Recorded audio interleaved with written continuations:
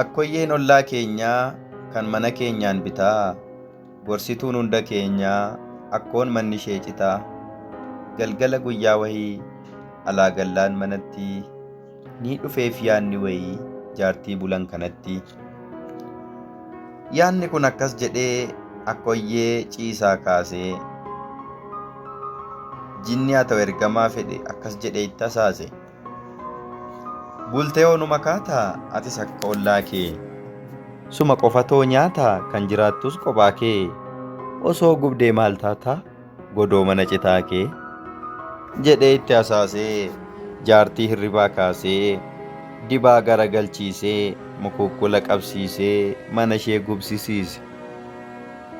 Ibiddis mana yaabee yoo irraa dannabsa sirbu, ollaan himata yaa'ee yoo dhaamsuuf akkoo erbu.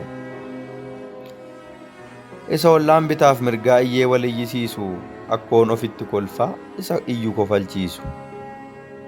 Jaartiif homaayyuu miti gubachuun mana isaanii, ana horeef natti fayyuutii jechuun qasa'u isaanii.